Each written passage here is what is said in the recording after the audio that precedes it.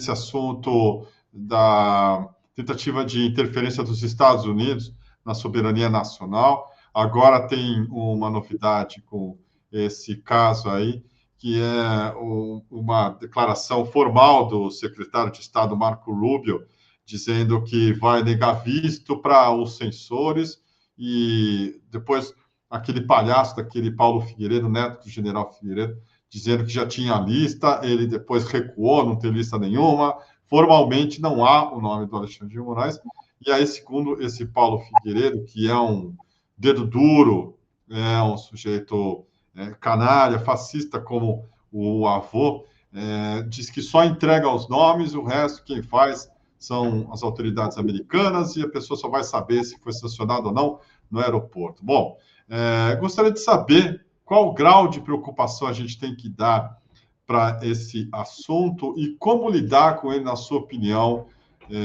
ministro. Por favor, diga para nós.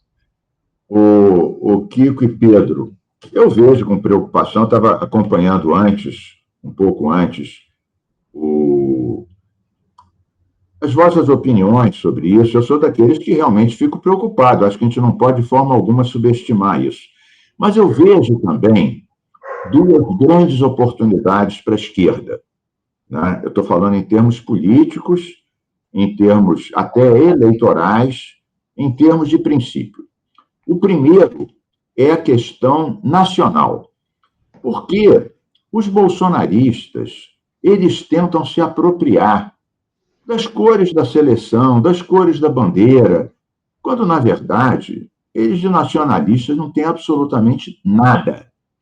E eu acho que essa interferência imperialista, insana, autoritária do governo Trump no Supremo, em ministros do Supremo, obviamente, é um ato contra a soberania nacional. Então, eu acho que é um momento, como o Lula fez muito bem, quando botou aquele boné, né? Brasil dos brasileiros, que o pessoal estava com boné lá, American First, o dito do Trump. Eu acho que é estratégico para a esquerda nós nos reapropriarmos da questão da soberania, porque isso é uma intervenção descabida, descarada, né, inconstitucional. Como é possível isso? Então, um governo de um país quer interferir nas decisões do Supremo de outro país, no fundo, para defender as big techs. É de dinheiro que se trata isso. Eles estão defendendo as big, até porque nos próximos dias, se não me engano, quarta-feira, o Supremo vai votar a exclusão de um ponto, a declaração de inconstitucionalidade de um ponto, no Código Civil da Internet, tirando aquele ponto que diz que as big techs só são responsáveis por aquilo que a justiça determinar, né? Então, eu acho que é um bom momento para a gente se reapropriar da questão da soberania. O outro ponto importante, que eu acho também que tenta se apropriar indevidamente, é o ponto da liberdade de expressão.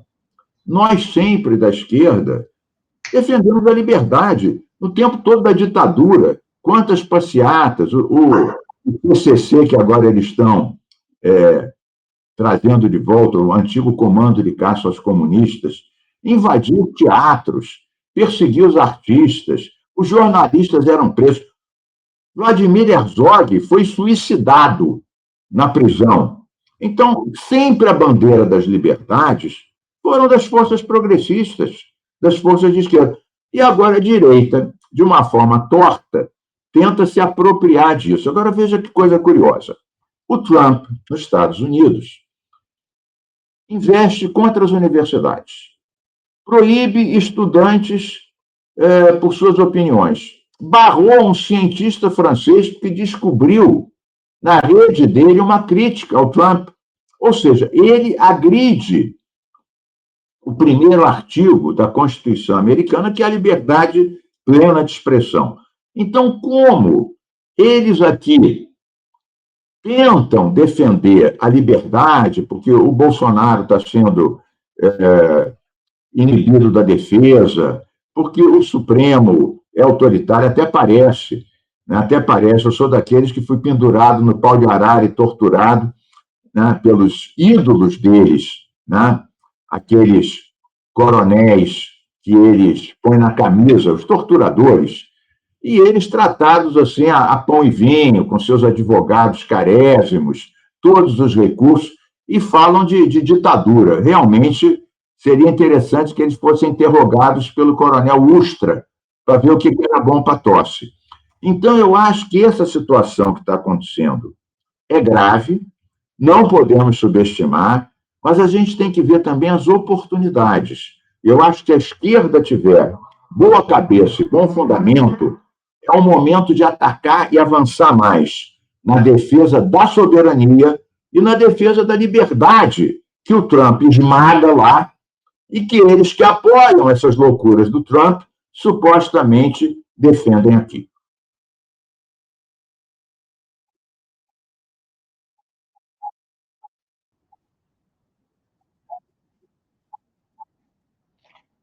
Não, é curioso o que você está falando, que eu estou vendo um documentário muito bom sobre o Vietnã, que está na Netflix, é o Ponto de Virada. E num determinado momento, o Ho Chi Minh consegue fazer a união ali da população do Vietnã contra o invasor americano e dá um Isso. caráter nacionalista e de revolta contra o colonizador, como foi contra os franceses antes dos americanos. E eu acho que você tem razão, sim. O presidente Lula pode muito bem transformar isso e terá sucesso se a gente levar em consideração o que aconteceu no Canadá, né, que a população se uniu contra os americanos, mesma coisa. Virou a tendência do eleitorado lá por causa disso. Exatamente, concordo plenamente. É isso aí. Você acha que dá para fazer essa batalha? Ela tem que começar agora e por onde você Olha, eu imagina? acho que dá, eu acho que tem que começar agora. A esquerda fica nas cordas por causa de outras questões, né? Um IOF aqui, um imposto aqui, uma fala da Janja Colar, e a gente acaba desviando das nossas questões essenciais. Quais são as questões essenciais, no meu modo de ver, que podem fazer o governo Lula avançar? Primeiro, a isenção até R$ 5.000 do imposto de renda. Isso beneficia milhões de pessoas. Segundo, o fim da escala 6x1. O governo estava um pouco indeciso, porque isso tem repercussões econômicas, mas no 1º de maio, agora, foi uma pauta que uniu todas as centrais sindicais e o Lula, pela primeira vez, falou claramente de superar a escala 6x1.